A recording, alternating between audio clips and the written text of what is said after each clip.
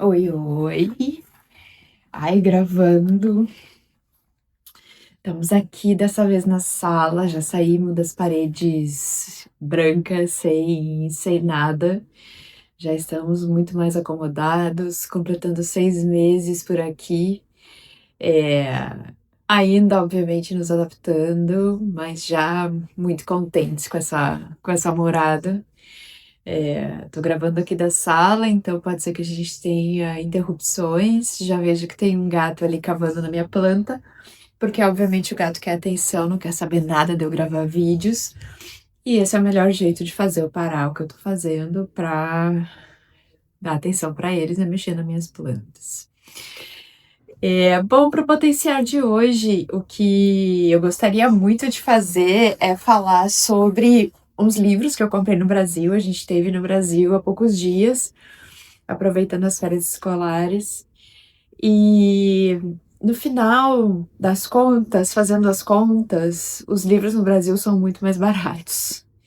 Apesar de aqui, Buenos Aires, ser conhecida como a cidade da literatura, a quantidade de livros per capita é infinitamente maior que no Brasil, mas em função da economia, os títulos são às vezes até 3 vezes mais baratos no Brasil. Então, o que aconteceu nesses meses foi que eu ia preparando a minha lista e, à medida que foi confirmando a viagem para o Brasil, eu comecei a pedir para entregar e vim aqui com uma pilha de livros que eu trouxe de lá, que obviamente não os li, mas queria comentar aqui um pouco do que me fez escolher por eles. Bom, o primeiro que eu tenho aqui é Educação da Tristeza, do Walter Hugo Mãe.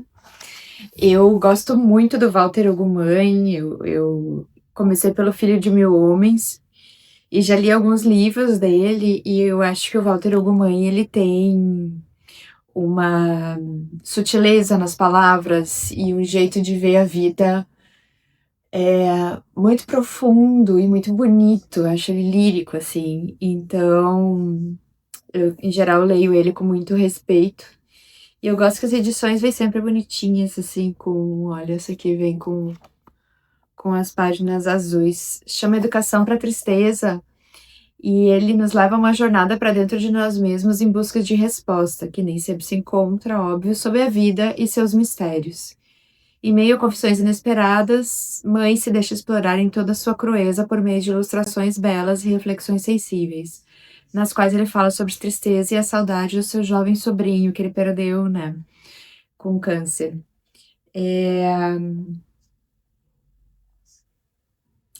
Ele diz que escreve para saber quem ele é. Então, vamos ver que vai me levar a educação para a tristeza.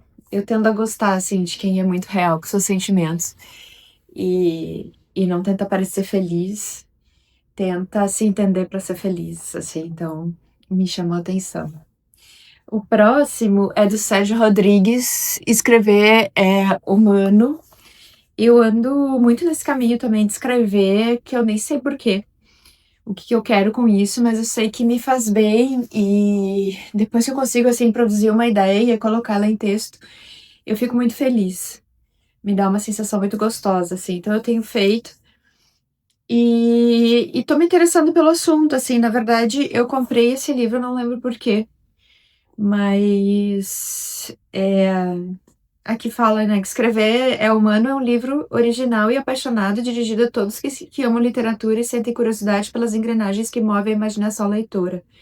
Sem ser exatamente o manual, também está repleto de insights para quem escreve ou deseja escrever, além de ser um manifesto humanista.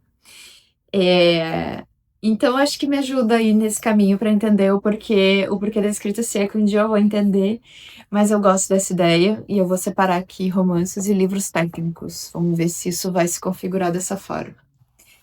O próximo é do Contar do Galiardes, O Sentido da Vida. Eu queria muito ler o Contardo quando ele fala de adolescência, e eu fui atrás do livro dele pela estante virtual e tomei um golpe, que é um livro sobre adolescência que nunca chegou. Eu comprei, ele vinha da Bahia, ainda quando a gente morava no Brasil, e o livro nunca chegou, E eu fiquei com vontade de ler o Contardo pela história dele, assim, né? Enfim, a gente perdeu ele muito cedo e, e tô curiosa, assim, eu gosto de tentar entender o que que ele pensa. E o sentido da vida me pareceu um título interessante. Eu conto como foi. Então, é um livro bonito também, uma edição bonita, tem um design bonitinho. Esse aqui é do Adam Phillips, sobre querer mudar. Tem bastante tempo que esse livro tá na minha lista. Eu vou me dando um orçamento mensal para comprar livros. E aí, claro, tem que sempre escolher, né? Qual que eu vou comprar. E ele acabava ficando. Eu acho que ele veio naquelas indicações da Marta Medeiros, que ela é super generosa todo mês. Ela coloca no perfil dela do Instagram os livros que ela leu, que ela gostou, e esse foi um que me chamou a atenção, e eu vinha já há quase um ano, deixando de comprá-lo, e dessa vez, nesse afã de estrangeira, decidi, vou comprar o Adam Phillips e ver. E, ó, todo mundo quer mudar ou pelo menos aprender o que deveria. Mudar virou mantra sem a mercadoria. Tá no feed, na terapia, no coaching, na promessa dos políticos e na prateleira de autoajuda. A ordem é clara: transforme-se, melhore, reinvente-se, atualize-se. Se você não está satisfeito com seu corpo, com a sua mente, com seu trabalho, seus relacionamentos, sua vida, é porque não se esforçou o suficiente para ser outro. E se falhar, a culpa é sua. Eu que adoro transformações também tenho uma chatice de querer mudar só porque é moda, né? Então, talvez não querer mudar seja revolucionário. Vamos ver o que o Adam Phillips tem para me dizer. Aqui nem tirei a capa, o plástico. Esse é um livro que me dói, mas eu sinto que eu preciso ler ele. É da Gisele Pelicot, Um Hino à Vida. E essa senhora é aquela senhora que foi sedada e estuprada centenas de vezes por amigos não, né, conhecidos do marido, que ele por anos a sedava durante a noite e aí ele oferecia para homens por internet e ele observava todas as violências que aconteciam e ela não entendia o que acontecia com ela quando ela acordava e achava que ela estava doente. Uma história brutal, mas o que eu gosto da Gisele é que ela, a partir do livro, a partir do julgamento também, ela decidiu tornar público o caso, apesar dela poder ser protegida, o nome dela poder ser protegido, mas ela decidiu tornar público porque ela dizia que a vergonha precisa mudar de lado, que é o subtítulo, e ela precisava falar sobre isso para que outras pessoas não passassem pela mesma situação. E eu ouvi uma entrevista dela no New York Times, eu já estava morando aqui, foi esse ano que ela deu essa entrevista. E é brutal, eu não tenho nem o que falar. É brutal, e eu tenho medo de ler o livro, até a Bela veio me ajudar nesse momento. Eu não sei se eu tenho estômago para ler o livro. Aqui diz que foi em setembro de 2024 que ela se tornou pública. E é a história dela narrada em primeira pessoa, com honestidade e coragem inspiradoras, ela revela como encontrou forças para se restabelecer quando se viu diante do impensável. E transmite uma mensagem esperançosa de resiliência e paixão pela vida, através de todas as adversidades. Talvez seja isso, assim, para botar as coisas em contexto. Sempre é bom. Mas só de pegar o livro me dá vontade de chorar. Mas acho importante ter isso no repertório, porque afinal acontece, né? Não dá para ignorar. Bem, como é que a gente transita para outro? Esse aqui é um mais mainstream, mas igual ele me chamou a atenção, não tirei o plástico também dele. Igual ele me chamou a atenção. E aqui tava caríssimo no Brasil, bem mais barato. Tipo assim, aqui sai por uns R$ 100, no Brasil sai por 25. Que é o da Mel Robbins, deixa pra lá, que é a teoria do Lethem. E a Mel Robbins super famosa, né, de podcasts, enfim, uma grande figura midiática.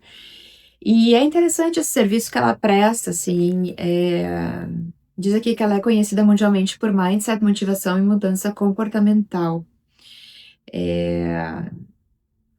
Chama Mel Robbins Podcast. Atinge mais de 194 países, enfim, é uma super estrela, assim. E ela fala dessa teoria do Lethe nesse livro, né? É, tirar, diz aqui, né? É parar de desperdiçar tempo e energia com o que não tá ao teu alcance e focar no que realmente importa. E me chamou atenção, me chamou atenção. E aí eu acho que eu gasto às vezes muita energia ruminando as coisas e não levo o pensamento para outro lugar. Apesar de que eu, pelo menos agora, consigo reconhecer esse comportamento, mas ainda me canso. E eu achei interessante, apesar de que não me dá muita vontade de ler, mas achei interessante. E tá aqui, quando for chamada, eu mergulho nele. O próximo que eu tenho aqui é da Brigitte Bardot, Lágrimas de Combate. Eu me interessei por ele quando ela faleceu, né? Que daí, assim, começa a falar das coisas que as pessoas fizeram depois que elas morreram. E com a Brigitte foi interessante, porque eu admirava a obra dela e também o que ela fez para o Brasil, assim, né? Especialmente o Rio de Janeiro, de colocar no cenário mundial de turismo, de cultura. E acho isso muito generoso e acho que isso impacta uma nação, né, quando ela tem visibilidade, assim, internacional positiva, como a Brigitte fez com a gente. Tem até uma estátua dela, né, em Búzios.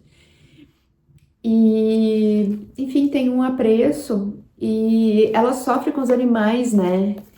E eu, como tenho essa ligação com os animais também, eu achei interessante. O homem é a única espécie predatória capaz de perversão e crueldade com outros animais, que é possuir, usar ou destruir o animal. E vamos ver, eu acho que é intenso. Não acho que eu vou começar e terminar, mas queria ver o que ela pensava, assim, no final. Tirando essa parte de cultura do Rio de Janeiro, eu nunca me interessei muito pela vida dela, mas eu queria ver ela para além daquela fachada de atriz, assim, queria ver o que ela realmente pensava, e acho que o livro vai me trazer isso. Coloco aqui junto com a Gisele. E também ela envelheceu tão bonito, né? Tem uma foto dela aqui. Bonito ver, assim, essa autenticidade, apesar dela ser da indústria da imagem. Ela, vou fazer minhas pilinhas aqui. Ela se aceitou envelhecendo, né? Bem, o que mais temos aqui? Esse é o que eu sempre quis ler e nunca comprei. Na verdade, até acho que eu tenho na casa do meu pai. Comprei de novo, deveria ter procurado por lá, mas não sei, me deu vontade. Que é A Insustentável Leveza do Ser. Nada novo e tudo novo. Então eu não sei nem do que se trata esse livro, mas já ouvi falar tanto dele. Quanto mais pesado é o fardo, mais próxima da terra está a nossa vida, mais real e verdadeira ela é. Em compensação, a ausência de fardo leva o ser humano a se tornar mais leve do que o ar, leva-o a voar, a se distanciar da terra, do ser terrestre, e a se tornar semi-real e leva seus movimentos a ser tão livres como insignificantes. O que escolher, então, o peso ou a leveza? A autenticidade ou pensar ou fingir que nada está acontecendo e um dia tu te dá conta que não tem mais como fingir. Vamos ver se eu enibo, mas eu gosto que ele é capa dura, já me anima assim a ler. Ó, eu ia botar nos técnicos, não é técnico, romance. Aqui tem um outro que já é um pouco mais de filosofias. Chama Da Alma e dos Ossos, é do Pondé. Eu vi uma entrevista dele no ano passado, no Rio de Janeiro, e eu gostei como ele costura as ideias, assim, e achei que ia ser interessante ler ele. Eu não tenho nenhum objetivo que não seja para ver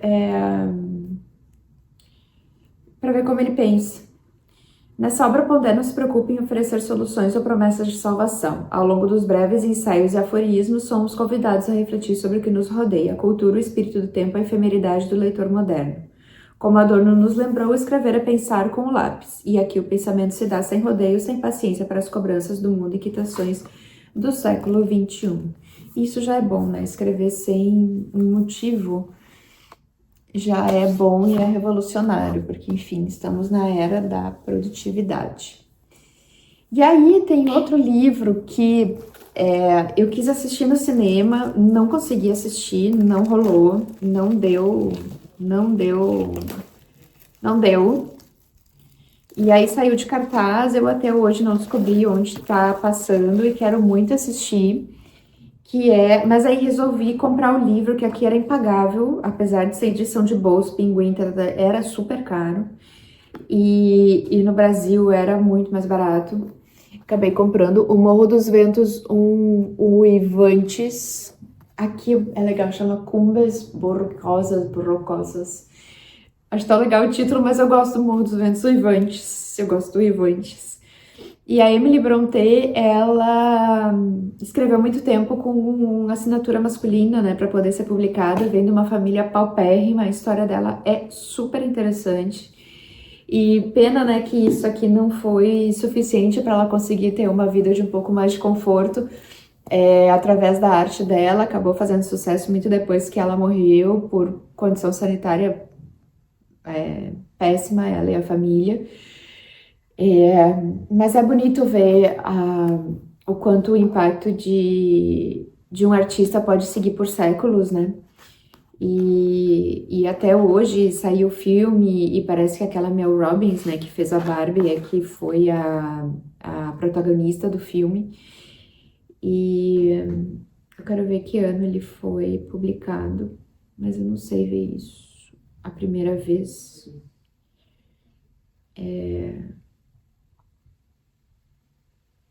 Não sei, só diz aqui que ela viveu entre 1818 e 1848. E aí quero ver, depois quero assistir o filme. E se alguém souber aí onde está o filme, deve ser no Prime, me avisa. Mas O Morro dos Ventos Uivantes, esse aqui tem cara de férias. E um que agora eu tô lendo, comecei esse fim de semana, que a gente tá aqui no feriadão, e eu achei que era um livro tipo aquele do Antes que o Café Esfrie, o Te Receita um Gato, que eu li bastante, tem uns 2 anos que eu li bastante, comprei enlouquecidamente esses livros, e eles são gostosinhos, assim, mas talvez pela história curta, mas eu gosto da história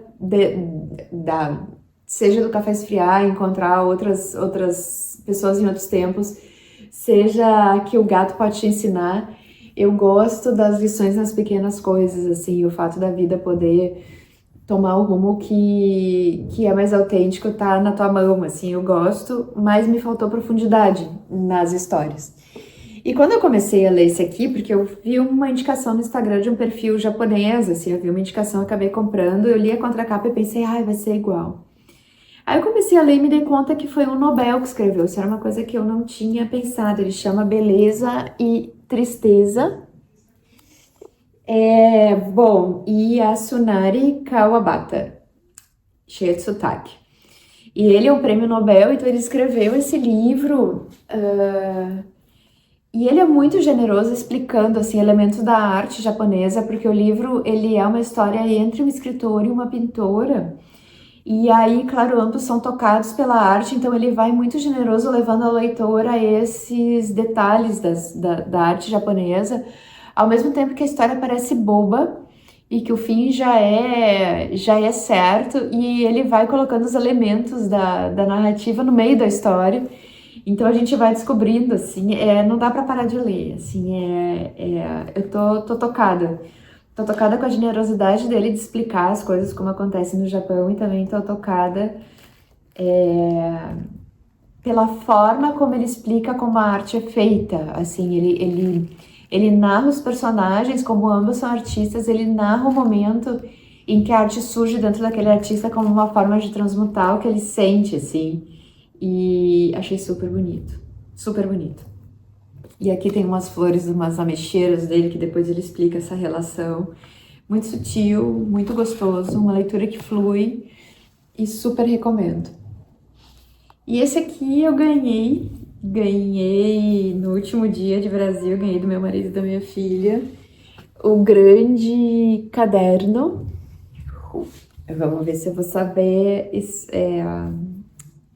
pronunciar o nome do autor. Agatha Christoph. E esse livro surgiu pra gente, ele é o primeiro livro de uma trilogia dos Gêmeos. E, e é sobre um momento de guerra, assim. E ele fala aqui, né? Os gêmeos Klaus e Lucas, deixados na casa da avó numa pequena cidade para que tenham alguma chance de sobreviver à guerra. E, bem, meu marido já leu, tá lendo a trilogia, tá lendo um livro que tem as trilogias, e, e diz que o texto é muito bonito. Eu tenho, aqui fala, mamãe entrega os filhos gêmeos para a avó em uma pequena cidade, num ato desesperado para que tenha a chance de sobreviver à guerra.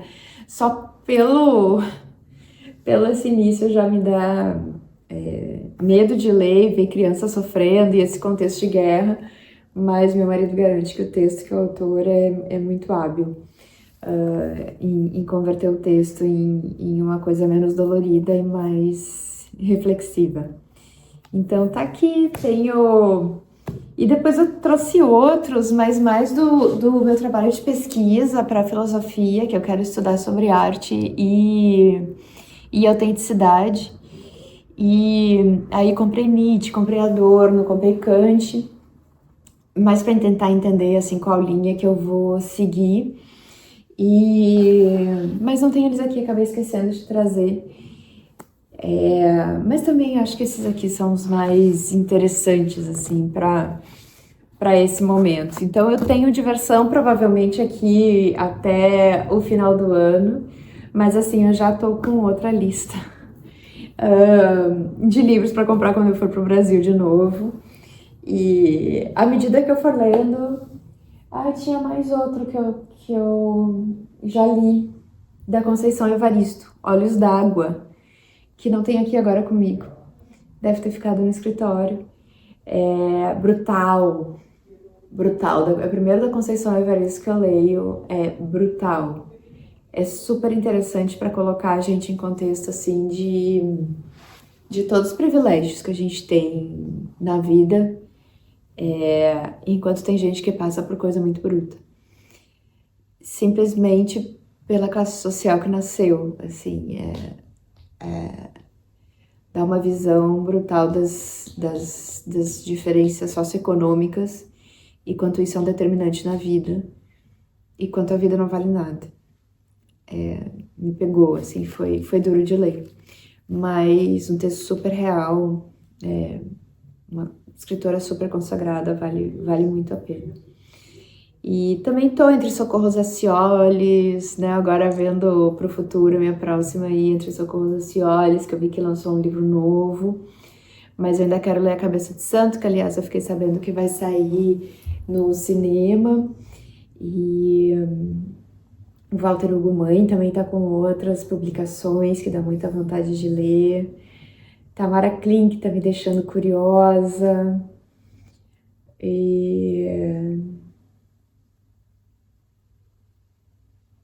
E acho que termino aqui com a Bela, fazendo uma pose para que possam admirá-la, para terem, ó, vocês terem o prazer de admirar a gata, que é linda.